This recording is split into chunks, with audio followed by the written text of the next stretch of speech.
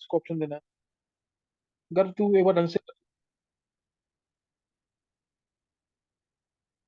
तू बहुत सीरियसली लेना, मेंस में जो क्वेश्चन आएंगे इसी टाइप के आएंगे, और अच्छे पेपर मैं तुम्हें दे रहा हूँ, तो उसको ढंग से करना है बिल्कुल। अब इसमें पहला क्वेश्चन है, ध्यान देंगे। फर्स्ट क्वेश्चन, क्वेश्चन सबके पास है। 2020 का पेपर है, 7 जनवरी का ना, 2:30 से 5:30 वाला। इसमें पहला क्वेश्चन जो है, फर्स्ट क्वेश्चन जो है इसमें बोला एफ और सीएल में से, एफ और सीएल में से, एस और एसई में से, और लिथियम और सोडियम में से।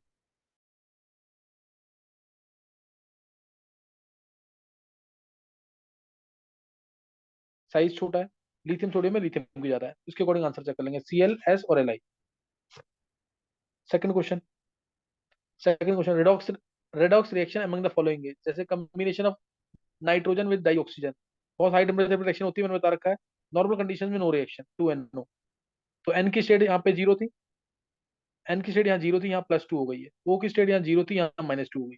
तो ये एक रेडॉक्स रिएक्शन है, सही ना, ये क्या है, रेडॉक्स रिएक्शन। और इसके अलावा तुम चेक करोगे तो सेकंड इसमें ए रिएक्शन ये है, बी रिएक्शन है इसमें, formation of ozone from atmospheric oxygen, 3O2 से 2O3, ये कोई रिडॉक्स रिएक्शन नहीं, 0 0 चार्ज है। तीसरा केस है H2SO4NaOH, ये भी कोई रिडॉक्स रिएक्शन नहीं है, ये एसिड बेस रिएक्शन, Na2SO4 बनेगा। फोर्थ ऑप्शन, फोर्थ ऑप्शन में ये भी प्रेसिपिटेशन रिएक्शन है, COH2O6 AgCl बन जाएगा, चक्कर लेने के बाद। COH2O6 Cl3 है, AgNO3 डाला तो AgCl का व्हाइट पीपीडीएम मिल जाएगा, व्हाइट पीपीडीएम AgCl, तो वो भी कोई रिडॉक्स रिएक्शन नहीं। थर्ड क्वेश्चन, थर्ड क्वेश्चन है incorrect statement. Octahedral complexes CO3+ with strong field ligands have very high magnetic moments। तो पहली स्टेटमेंट तो गलत हो गई। अगर अगर SFL आता है, क्लियर, अगर SFL आएगा तो मैग्नेटिक मोमेंट कम होगी ज्यादा होगी, SFL आएगा तो मैग्नेटिक मोमेंट कम होगी ज्यादा होगी। स्ट्रॉन्ग फील्ड लिगेंड आएगा तो बैक पेयरिंग हो जाएगी, सही ना, स्ट्रॉन्ग फील्ड लिगेंड आएगा तो बैक पेयरिंग हो जाएगी, बैक पेयरिंग होगी तो मैग्नेटिक मोमेंट कम हो जाएगी, इसलिए पहली स्टेटमेंट गलत है। सेकंड स्टेटमेंट इसी की, second statement, when delta O, second statement इसकी, when delta O is less than P, delta O is less than P, इसका मतलब वीक फील्ड लिगेंड है, वीक फील्ड लिगेंड है, no back pairing. The D electron configuration of CO3+, CO3+ हमें पता है कि ये आर्गन 3D6 होगा, आर्गन 3D6 होगा, T2G और EG जरूर लेना है इसमें। वीक फील्ड लिगेंड है तो 1 2 3 4 5 और छठा नीचे, तो T2G में 4 आएगा, T2G में 4 आएगा और EG में 2 आएगा, T2G4 EG2। तो दिया हुआ T2G4 और EG2, ये सही है स्टेटमेंट। वेवलेंथ, कोऑर्डिनेशन कंपाउंड का क्वेश्चन है ये। Wavelength of light absorbed by COEN whole thrice 3+ is lower than that of COF6, बिल्कुल सही बात है, क्योंकि EN स्ट्रॉन्ग फील्ड लिगेंड है और F वीक फील्ड लिगेंड है। लास्ट है, if the delta O for octal complex is 18,000 centimetre inverse, delta T बोला है कि 16,000 होगा, ये गलत है, क्योंकि डेल्टा टी क्या होता है, 4/, ये मैंने बता रखा तुम्हें, delta T is equal to 4/9, approximately 4/9 of delta, इसकी डेरिवेशन भी बता रखी है। तो उससे अगर चेक करोगे तो आधे से थोड़ा सा कम आना चाहिए, तो ये गलत दे रखा है, सही ना, आधे से थोड़ा सा कम आना चाहिए, गलत दे रखा है। नेक्स्ट, तीन क्वेश्चन डिस्कस होंगे, next fourth, fourth question, number of possible optical isomers, Ma2B2 है, Ma2B2 पॉसिबल आइसोमर्स बोला है, अगर sp3 और dsp2 हाइब्रिडेशन, sp3 है हाइब्रिडेशन और dsp2 हाइब्रिड, दोनों ही पॉसिबिलिटीज हैं, क्योंकि कोऑर्डिनेशन नंबर 4 है, कोऑर्डिनेशन नंबर 4 है, तो दोनों पॉसिबिलिटीज हैं यहाँ पे, कोऑर्डिनेशन नंबर 4 है तो दोनों पॉसिबिलिटीज हैं, sp3 और dsp2, सही ना, sp3 और dsp2, ये दोनों पॉसिबिलिटीज हैं। इसमें क्या बोला है कि मेटल एटम, दोनों में पॉसिबल ऑप्टिकल आइसोमर्स बोले हैं, A and B are unidentate neutral and unidentate mono anionic ligands, unidentate neutral और unidentate mono anionic ligands respectively, A और बी जो है, एक यूनिडेंटेड न्यूट्रल है, एक यूनिडेंटेड, जैसे एक अगर मान लो NH3 है तो एक होगा Cl, इस तरीके से सोच सकते हो। तो इसमें क्या आएगा आंसर, इसमें आंसर क्या आ जाएगा, ऑप्टिकल आइसोमर्स जीरो आएगा कि नहीं, sp3 में भी जीरो, dsp2 में, प्लेनर शेप है ना, और sp3 में, तो sp3 में भी ऑप्टिकल नहीं होती है, sp3 में ऑप्टिकल तभी होगी जब अनसिमेट्रिकल बाइडेंटेड लिगेंड होगा, तो इसे दोनों 0 0 आंसर आ जाएगा। फिफ्थ केस, Cl2 की हॉट कंसंट्रेटेड NaOH के रिएक्शन होगी तो क्या मिलता है? बहुत इंपॉर्टेंट रिएक्शन है Cl2 की reaction hot and concentrated NaOH के साथ। क्या आता है आंसर? हाँ, NaCl plus NaClO3, NaCl plus NaClO3। और अगर डाइल्यूट होगा, डाइल्यूट के साथ NaOCl प्लस NaOCl। हाँ NaCl, ये पहले भी आ चुका क्वेश्चन कि नहीं गर्व? Yes sir. Same reaction with Br2 also. और दूसरी रिएक्शन तो है, वो तो प्रिपरेशन है Cl2 प्लस COH2। ये तो प्रिपरेशन है किसकी? ब्लीचिंग पाउडर की। याद आ गया कि नहीं? Yes sir. हाँ, calcium hypochlorite plus CaCl2 plus 2H2, इन सबको मिला देंगे, वो क्या बन जाता है? ये ब्लीचिंग पाउडर। 35% अवेलेबल क्लोरीन है इसके अंदर। तो ये ध्यान रखना। नेक्स्ट क्वेश्चन 6, नोट जरूर करते रहना। 6th क्वेश्चन,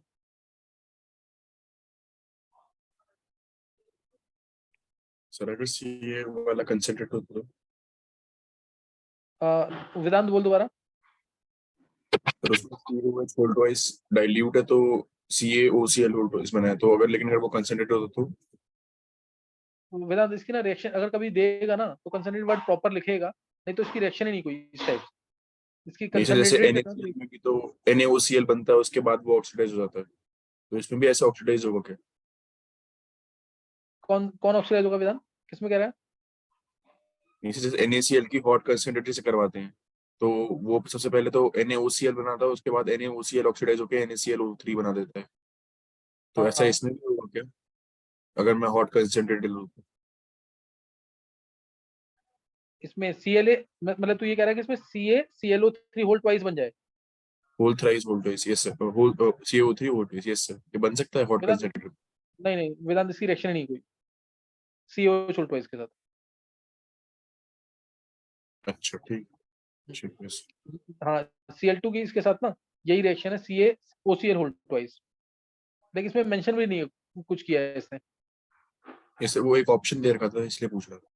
हाँ, ऑप्शन दे रखा है। हाँ, ये नहीं आएगा इसका, इसकी सिर्फ यही रिएक्शन है CaOCl whole twice, calcium hypochlorite. 6th question है। अच्छा, 6th क्वेश्चन नोट करेंगे दोबारा। 6th क्वेश्चन है बायोमोलिक्यूल्स का।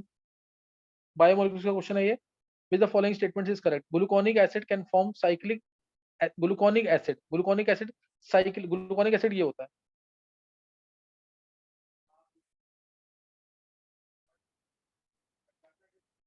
Gluconic acid can form cyclic acetal या hemiacetal structure, can form cyclic structure, बना सकता है कि नहीं? ये ग्लूकोनिक एसिड ये सही है बिल्कुल। ग्लूकोनिक एसिड जो है पार्शियल ऑक्सीडेशन प्रोडक्ट ऑफ, ये नीचे CH2 हो जाएगा। Gluconic acid is partial oxidation product of glucose, ये ट्रू है फॉल्स है?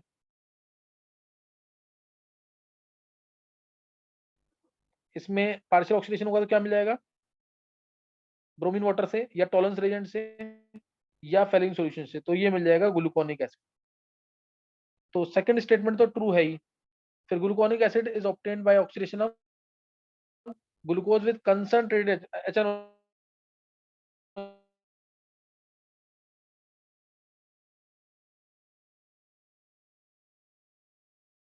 तो ग्लूकैरिक एसिड मिल जाएगा, सैकैरिक एसिड मिल जाएगा। दोनों जगह ऊपर भी COH नीचे भी COH कंसंट्रेटेड Br2 के साथ, Br2 वाटर टॉलरेंस रेजेंट या फेलिंग सॉल्यूशन के साथ ये मिलेगा, ये मिल जाएगा। और gluconic acid is dicarboxylic acid. Gluconic acid dicarboxylic acid नहीं है, ये क्या है? Monocarboxylic acid. मोनोकार्बोक्सिलिक एसिड है, और इधर साइक्लिक एसिड बनाने के लिए ऊपर क्या होना चाहिए? एल्डिहाइड कार्बोनिल ग्रुप होना चाहिए, एसिड डेरिवेटिव या एसिड नहीं होना चाहिए। नेक्स्ट है bond order and the magnetic characteristics, ये तो सिंपल क्वेश्चन है बिल्कुल।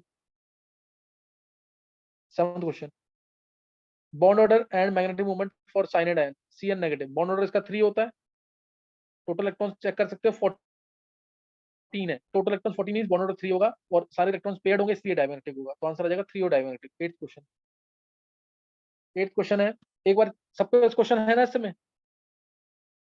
सबके पास क्वेश्चन है ना? Yes Nishi? Sir. Yes sir. Yes sir. हाँ, एक बार देखें। 8th क्वेश्चन डायरेक्ट, नीचे ऊपर चेक करना, 8th क्वेश्चन डायरेक्ट हो जाएगा। Equation that is incorrect is, तो अगर तुम पहला ऑप्शन देखोगे तो NaBr में से NaI को माइनस करना है। NaBr में से NaI माइनस करोगे तो Na और Na कैंसिल हो जाएगा, Br माइनस I बचेगा। और उधर अगर माइनस करोगे ऐसे तो ना सिर्फ Br कैंसिल होगा, K और Na बचेगा। तो ये इनकरेक्ट हो गया कि नहीं? डायरेक्ट देखो इसको। फिर मोलर कनेक्टिविटी ऑफ H2O देखो, molar connectivity HCl plus NaOH, HCl और NaOH करेंगे तो इसमें कुछ कैंसिल नहीं होगा, NaCl कैंसिल हो जाएगा तो H2O का आ जाएगा कि नहीं? तो ये तो एनसीईआरटी का क्वेश्चन है, सेकंड वाला ऑप्शन जो है ये तो करेक्ट है। थर्ड में चेक करो, KCl में से NaCl को माइनस करो तो ClCl minus K minus Na आ जाएगा, और बाद में KBr माइनस NaBr करोगे तो BrBr minus K minus Na आ जाएगा, तो करेक्ट है ये भी। लास्ट से देखो fourth option, NaBr minus NaCl क्या आएगा, Na से Na कैंसिल हो जाएगा, Na से Na cancel, Br minus Cl बचेगा, KBr माइनस KCl, तो K से K cancel, Br minus Cl बचेगा। क्लियर है? सेकंड थर्ड फोर्थ करेक्ट है, फर्स्ट वाला इनकरेक्ट है। ये हैंड्स करना। 8th क्वेश्चन समझ आ गया सबको कि नहीं? 8th क्वेश्चन इजी क्वेश्चन था, बिल्कुल डायरेक्ट हो जाएगा ये। एक बार हैंड्स करेंगे जल्दी से।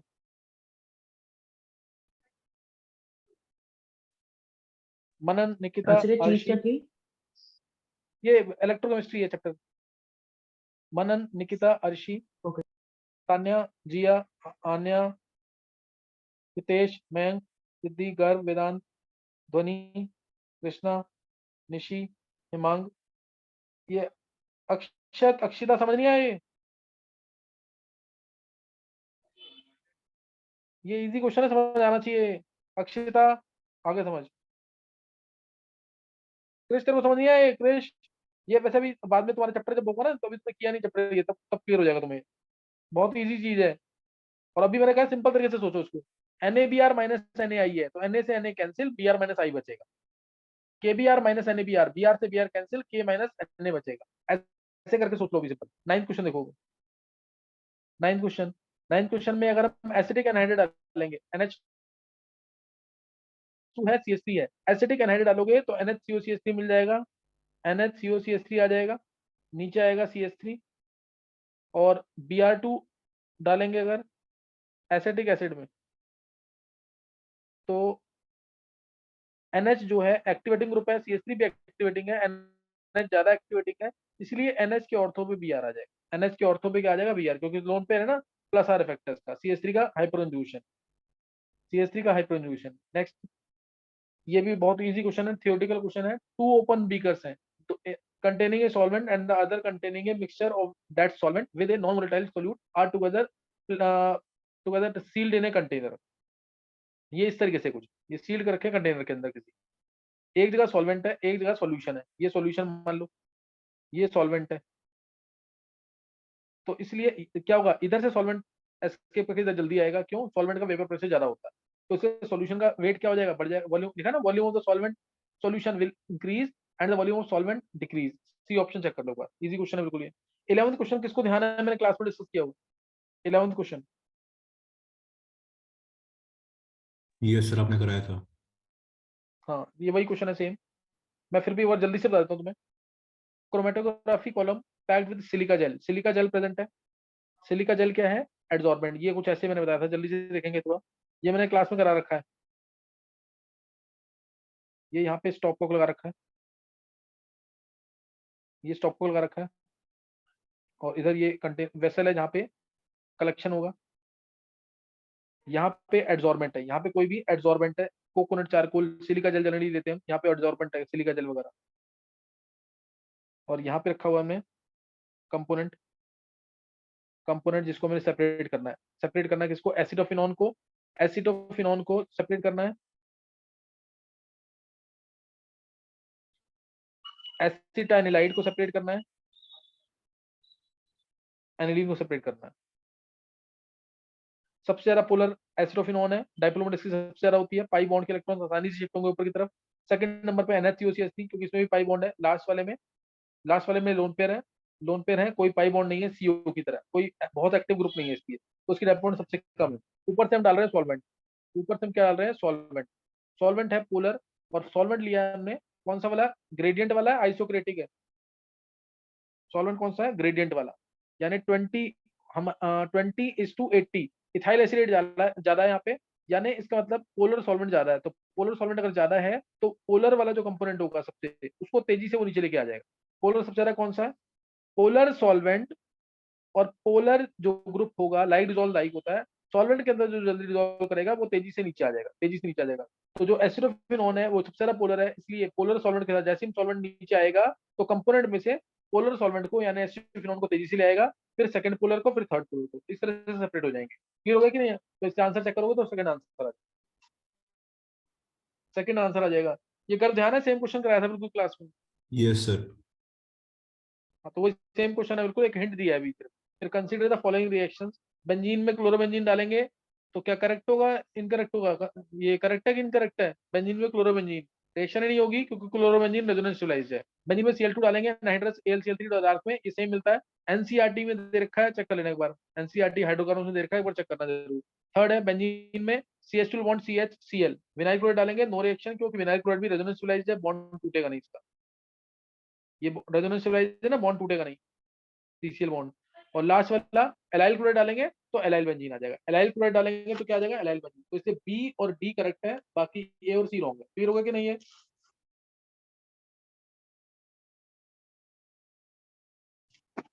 यस अब sir. 13 question states of matter का है, देखते ही हो जाएगा बिल्कुल। जो सी वाली वेलोसिटी है सबसे ज्यादा, वो कौन सी होती है? RMS velocity. डी वाली वेलोसिटी जो सेकंड नंबर पे कम है, वो कौन सी है? वो कौन सी है? Average velocity. एवरेज, और ए वाली कौन सी है? Most probable. Most probable most velocity. Probable. याद है ना? अल्फा MP कितना होता है? अंडर रूट में 2RT/m। याद आ गया कि नहीं? अल्फा MP ये होगा 2RT/m। अल्फा से डिनोट करते हैं मोस्ट प्रोबेबल वेलोसिटी को। V एवरेज वेलोसिटी ये क्या होगा? 8RT/m। और URMS 3RT/m। तो इससे भी तुम चेक कर सकते हो, ये तीनों वेलोसिटीज हैं। तो 14th क्वेश्चन याद होना चाहिए, इससे रिलेटेड कुछ ना कुछ क्वेश्चन आ ही रहा है हर साल। फिर नेक्स्ट है A to D correct statement बताना। Decomposition of hydrogen peroxide gives oxygen. देगा ये H2O प्लस H2O2 का डिकम्पोजिशन होता है तो क्या मिलता है? H2O plus half.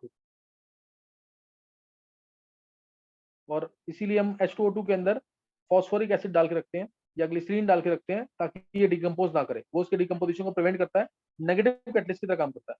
नेक्स्ट है second statement, like hydrogen peroxide KClO3 PbNO3 twice NaNO3 they also give dioxygen. बिल्कुल सही है, KClO3 को गर्म करेंगे क्योंकि ऑक्सीडाइजिंग एनायन है तो ये भी देगा ऑक्सीजन।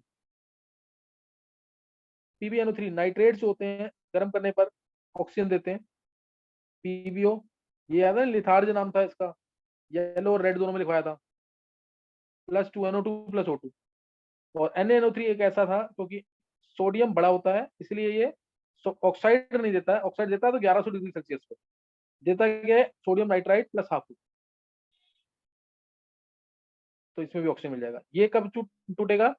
मतलब हाई टेम्परेचर पे NO2 मिलेगा, फिर NO2 भी मिल जाएगा और ऑक्सीजन भी मिल जाएगा। तो इसलिए आंसर इसका आ जाएगा, ये भी सही है। फिर two ethyl anthraquinone is useful for industrial preparation of hydrogen peroxide. Hydrogen chapter का है, ध्यान है कि नहीं है? रिएक्शन रिवर्सिबल थी। 2-इथाइल एंथ्राक्विनोल के अंदर एरियल ऑक्सीडेशन होता है तो क्या मिल जाता था? 2-इथाइल एंथ्राक्विनोन प्लस प्लस क्या मिलता था?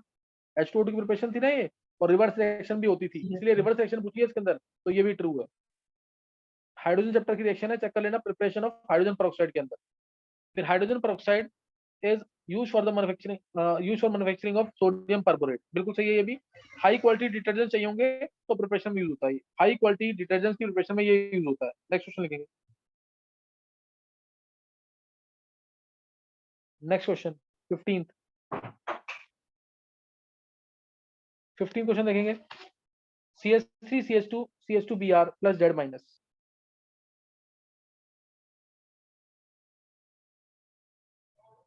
Plus Z minus. Z minus में दो इक्वेशन दे रखी है, Z डैश में सॉरी दो इक्वेशन दे रखी है इसमें। एक दे रखी है जिसमें KS लिखा होगा सब्स्टिट्यूशन, और एक लिखा है KE यानी एलिमिनेशन। KE मतलब एलिमिनेशन।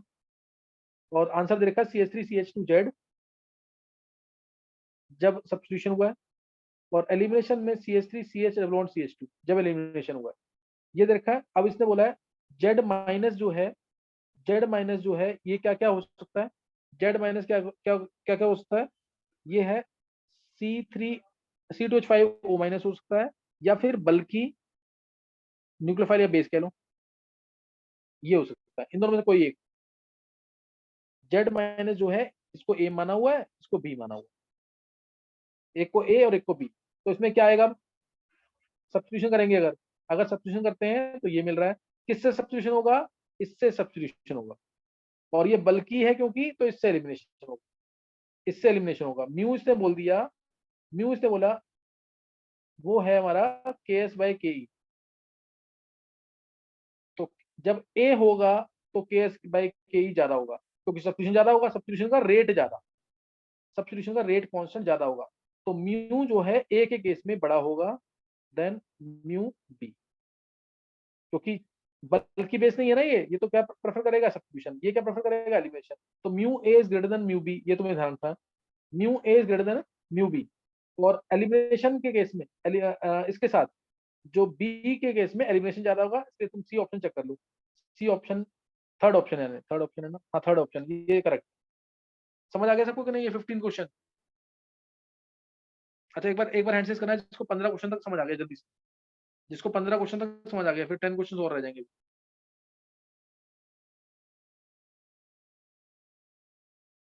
निशी इसको करना जरूर दोबारा पेपर को, सही है। Yes sir. मनन, निशी, गर्व, निकिता, अक्षत, वेदांत, आन्या, सिद्धि, अर्शी, तान्या, मयंक, हिमांक, कृष्णा, लक्षिता, इशिता, हितेश। चलो अच्छा, ये वेदांत तू साथ साथ कर रहा है क्वेश्चन खुद भी, यस सर। हो रहे हैं क्वेश्चन क्या। जी मैंने एक बार देख लिया था पेपर। अच्छा देख लिया था एक बार। चलो नेक्स्ट क्वेश्चन है, एक बार 10 क्वेश्चन हमारे जल्दी से देखेंगे। 16th question, the refining method when the metal and impurities are have low and high melting point। सबको पता होगा ये क्या आंसर आएगा इसका, zone refining, liquation, vapour phase refining या डिस्टिलेशन, क्या आंसर आएगा इसका। 16th में लिक्वेशन आ जाएगा, सही ना। अभी पढ़ाया था, बहुत इजी क्वेश्चन है ये। मेल्टिंग पॉइंट और मेल्टिंग पॉइंट में डिफरेंस है तो हम लिक्वेशन यूज करते हैं, बॉइलिंग पॉइंट अगर 2 है तो हम यूज करते हैं क्या, डिस्टिलेशन, याद है ना। Zone refining ultra pure metals के लिए, वेपर फेज रिफाइनिंग निकल के लिए, जिरकोनियम के लिए, टाइटेनियम के लिए, निकल के लिए मॉन्स प्रोसेस, ये याद होगा सबको। 17 क्वेश्चन देखो, एक क्वेश्चन जरूर आ रहा है हर पेपर में इसका, एक्सट्रैक्शन का।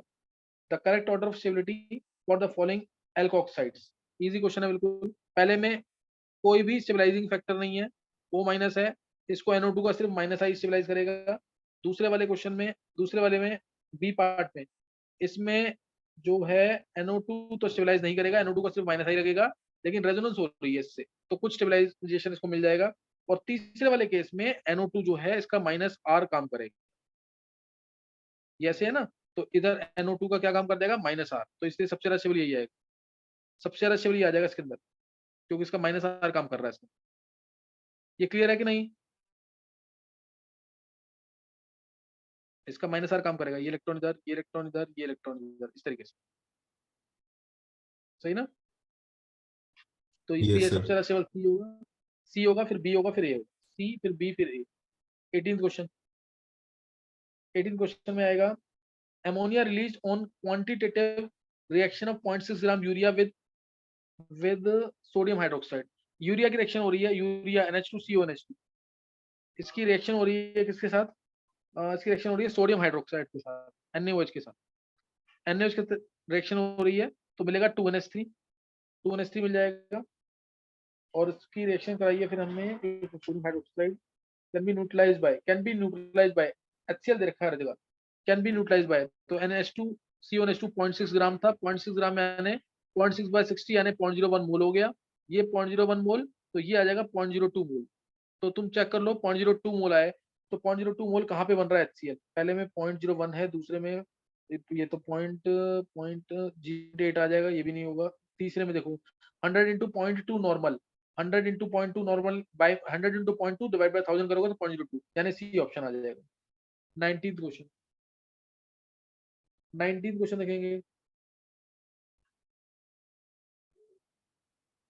19th क्वेश्चन है, बेंजीन एक बार बताना जरा, कोई मेरे को यहाँ पे क्लियर विजिबल नहीं है थोड़ा सा। ये यहाँ पे ओ आ रहा है, ये आया, और इधर है CH2Br। फिर HBr के साथ हीट है ना, HBr के साथ हीट करेंगे, यहाँ से क्लीवेज H आ जाएगा और CH2Br आ जाएगा इस तरीके से। ये आ जाएगा 1 2 Br और CH2Br। फिर डाला है Na, इसके बाद डाल दिया Na, ईथर के अंदर डाल दिया, Na ट्राई ईथर के अंदर। बोर्ड रिएक्शन लगेगी इंट्रामोलिकुलर, और जो B आएगा ये दोनों कंबाइन कर जाएंगे। टोटल कितने कार्बन है? 1 2 3 4 5, 5 करवा रहे हैं क्या? 1 2 3, नहीं मैंने गलत बना दिया, ये CH2Br आएगा एक और। ये यहाँ पे जो कार्बन है वो 3 आएंगे, 1 2 3, ये ऐसे, तो 6 की रिंग आ जाएगी, OH और 6 की रिंग साथ मिल जाएगी। ये आंसर आ जाएगा। तो अपन चेक कर लेने कौन सा है, चलिए ये आंसर आ जाएगा इसका। ये आंसर आ रहा है इसका, ये डी आंसर आएगा, फोर्थ वाला। अब 20th question, 20th question, 20th question है, for the reaction 2H2 plus 2NO gives N2 plus 2H2, 2H2 plus 2NO, 2H2 plus 2NO gives N2 plus 2H2, N2 plus 2H2। बोला इसने the observed rate expression is, observed rate expression is, rate जो दे रखा है KF, यानी forward rate of reaction दे रखा है KF into NO का square into H2, NO का स्क्वायर इंटू H2, NO का square into H2। Observe rate expression ये दे रखा है। तो rate expression for the backward reaction, देखो हमारे अकॉर्डिंग जो रेट होना चाहिए फॉरवर्ड का, वो होना चाहिए रेट ऑफ रिएक्शन होना चाहिए KF इंटू H2 का स्क्वायर इंटू NO का स्क्वायर, ये होना चाहिए, ये होना चाहिए ना। लेकिन आके NO का तो स्क्वायर आ रहा है लेकिन H2 नहीं आ रहा। H2, इसका मतलब H2 अगर मैं कहूं तो ये रेट ऑफ फॉरवर्ड रिएक्शन है, तो रेट ऑफ बैकवर्ड रिएक्शन में क्या मान सकता हूं? रेट ऑफ बैकवर्ड रिएक्शन क्या हो सकता है? देखो रेट ऑफ फॉरवर्ड रिएक्शन ये होना चाहिए था अगर ये रिवर्सिबल रिएक्शन है तो, और रेट ऑफ बैकवर्ड रिएक्शन होना चाहिए था RB, KB into N2 into H2O का। सर ये फोर्थ वाला। ऑप्शन देख के थोड़ा ना, एक मिनट, H2O स्क्वायर ये होना चाहिए था। हाँ आंसर फोर्थ वाला है, फोर्थ वाला आंसर है। देखो ये बैकवर्ड के लिए होना चाहिए था, बैकवर्ड के लिए होना चाहिए था, लेकिन यहाँ पे H2 नहीं दे रखा मेरे को क्वेश्चन, तो ये H2 कहाँ पे आ जाएगा? इसमें डिवाइड में आ जाएगा, क्योंकि इक्विलिब्रियम पे मान सकते हैं ना, इक्विलिब्रियम पे RF इक्वल टू RB होगा। ये थोड़ा सा एडजस्ट करना पड़ेगा कुछ, RF इक्वल टू RB मान लेंगे, RF इक्वल टू RB, तो बस चेंज कर देना इसको, इसको चेंज कर देना सिर्फ। जैसे यहाँ पे लिखोगे तुम KF into H2, KF into H2 into NO का square is to KB into N2 into H2O का स्क्वायर डिवाइड बाई H2, ऐसे मान सकते हैं। तो ये हमारा आ गया RB, ये RB हो जाएगा। ये थोड़ा सा एडजस्ट करना पड़ेगा क्वेश्चन को। नेक्स्ट क्वेश्चन 21 क्वेश्चन, ये DNF ब्लॉक का क्वेश्चन है। DNF ब्लॉक NaCl में K2Cr2O7 डालेंगे, क्या बनता है याद है? NaCl plus K2Cr2O7 plus concern H4, कौन सी रिएक्शन है ये? याद है कुछ? Chromyl chloride test, chromyl chloride test है ये, Cr2Cl2 मिलता है। बहुत इंपॉर्टेंट रिएक्शन है क्रोमाइल क्लोराइड टेस्ट, बहुत इंपॉर्टेंट है for detecting chloride ions, for detecting chloride ions. Cr2Cl2 आएगा, इसमें NaOH डाल देंगे तो Na2Cr4 आ जाएगा। और इसमें क्या डाला फिर? इसमें डाल दिया है डाइल्यूट, हाँ डाइल्यूट H4। क्रोमेट आयंस में अगर एसिड डाल देंगे क्या बन जाता है? Dichromate ions, Na2Cr27, Na2Cr27। अब इसने बोला है जो A बना है ये है, B बना है वो ये है, C बना है वो ये है। A और B और C में तीनों के एडिशन में कितने टोटल एटम्स आ रहे हैं?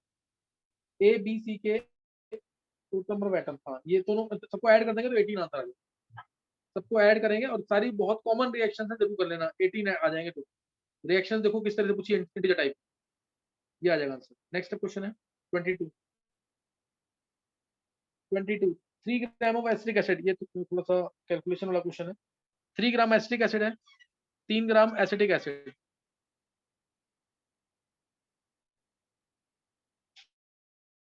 तीन ग्राम एसिटिक एसिड है, इसमें हमने मिक्स किया है 250 millilitre of 0.1 molar HCl, 250 millilitre of 0.1 molar HCl mix किया, and the solution made up to 500 ml, ये टोटल सॉल्यूशन कर दिया हमने 500 ml, 500 ml टोटल सॉल्यूशन है, एसिडिक सॉल्यूशन है ये। इसके अंदर हमने 20 ml लिया, इसका कंटेंट 20 ml लिया, और 20 ml के लिए हमें चाहिए total half millilitre of 5 molar NaOH, acidic solution थी, half millilitre of 5 molar NaOH चाहिए, तो ये इतना चाहिए 20 ml के लिए NaOH, तो 500 ml के लिए कितना चाहिए होगा, तो वो निकाल लेंगे हाफ इंटू 5 इंटू 500/20, सॉल्व करेंगे कितना आ रहा है ये कैंसिल 125/2 62.5 आ गया इसके मिलीकुलेंट्स, 62.5 मिलीकुलेंट्स है NaOH के 500 ml के लिए। तो अब एक एक करके न्यूट्रलाइज करेंगे, पहले होगा न्यूट्रलाइज क्या, HCl, तो HCl प्लस NaOH की रिएक्शन होगी, ये क्वेश्चन होते हैं बाद में करने वाले, कि जब तुम्हारे पास टाइम मिल जाएगा तब तुम कर रहे हो।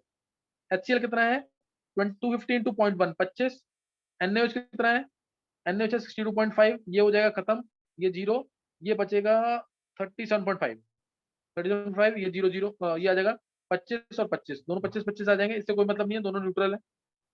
इसके बाद ये आ गया, अब 37.5 जो NaOH बचा है मिलीकुलेंट्स, वो खत्म करेगा 3 ग्राम एसिटिक एसिड को।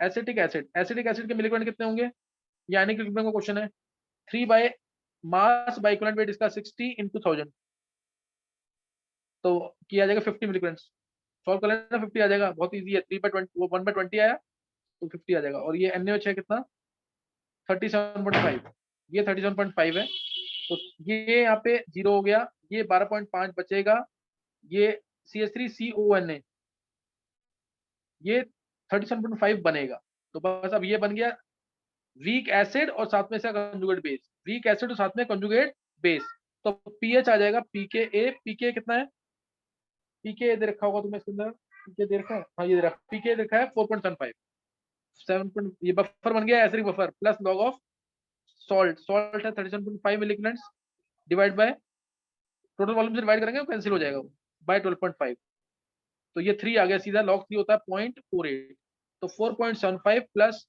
0.4771, ये ऐड कर दो आंसर आ जाएगा 5.22, जो भी आंसर बोला था मैंने। ये किसी का सही हुआ था क्या, ये किसी का सही हुआ है क्वेश्चन,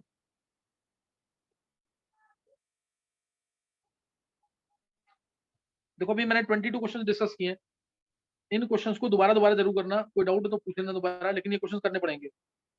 ये क्लियर हो गया कि नहीं सिद्धि, सिद्धि सर सिद्धि क्वेश्चन सही था या गलत था तुम्हारा, सर ठीक था।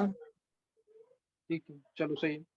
अच्छा अभी इसमें 3 क्वेश्चन और रह गए, 5 मिनट के लिए रिजॉइन कर लेंगे एक बार, 3 क्वेश्चन और रह गए, जल्दी से मैं डिस्कस कर दूंगा, अभी 5 मिनट के लिए रिजॉइन करना।